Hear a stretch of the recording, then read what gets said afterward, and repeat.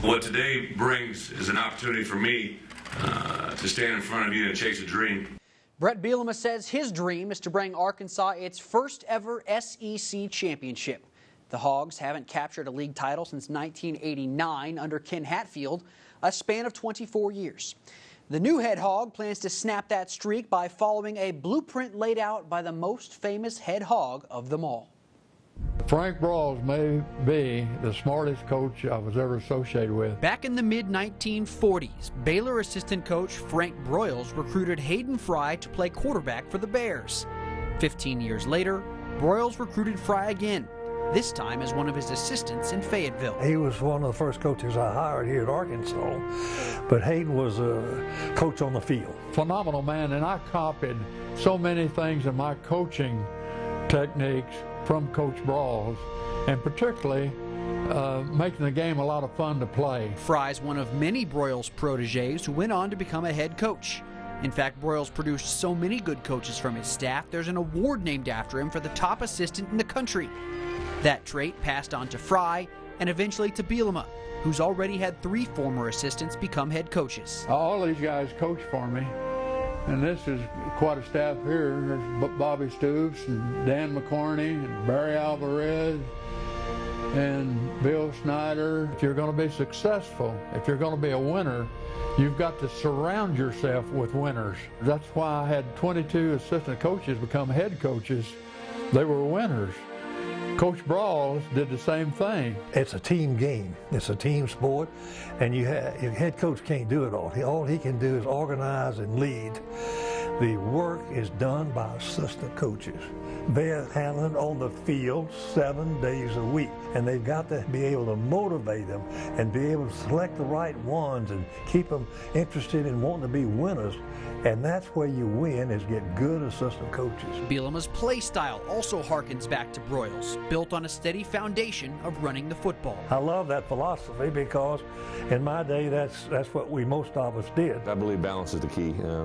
There's one guiding light through this whole thing is when we've had championship level teams, when we've been great, it's a balance of 200 plus rushing and throwing. That's the formula. Change of pace. And there's times that when you want to run the ball, get in a formation that you can run it. Don't try to run it from a passing formation. Your percentages will be very poor. During his tenure at Wisconsin, Bielema's teams averaged 214 rush yards, but at no sacrifice to the scoreboard.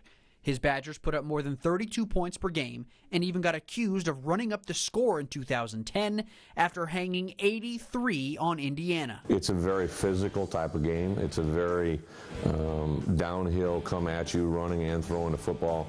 And there would be teams that would just kind of, hey, enough is enough. And you'd see guys kind of running the ball and they might fall down instead of making a tackle. Instead of going making that hit on that running back, maybe they didn't pursue so fast. And I think when you can impose your will on a man, I stole a quote, but I think it was 3 years ago, we were playing a non-conference opponent, and the coach said they took our manhood from us today. And I think when you as a man hear another man say you took their manhood, that's caveman stuff, man. That's medieval times. That's kind of saying something about what you are. He may be a caveman on the field, but he's a Rastaman off it.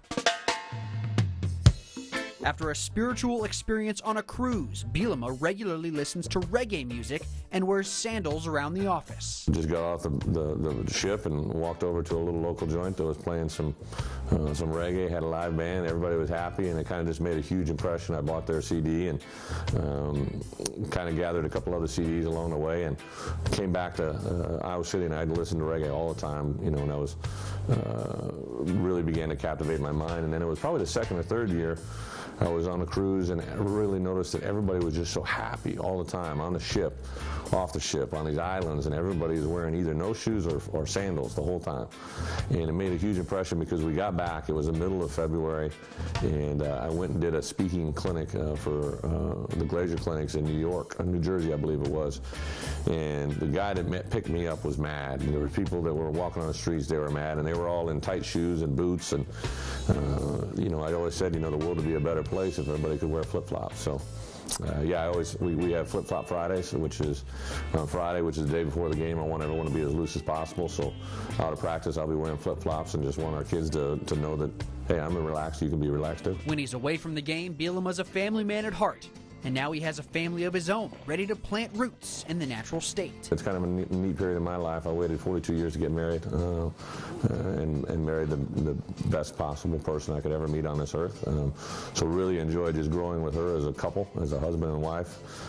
Plan to start children in Fayetteville, you know, so it's kind of one of those things. We started off with a puppy this Christmas, so we're growing in that one already. We've got plans, but this is such a new change for us that our plans are kind of being pushed a little bit further. So a little on hold, but we've got plans, we've got intentions, and we definitely want to start a family sooner than later. I'm excited. There's a little golf out there in Arkansas. I'm excited. That's one of the things that I really truly love to do is, you know, play around the golf with a couple buddies and just get away from it a little bit, turn the cell phone off and decompress. The new head hog brings each aspect of him to Arkansas. In many ways, he's still the small-town kid who worked hard for everything he's earned and never forgot where he came from. He's a rare combination, a barbarian exterior guarding a tender soul and a hungry mind.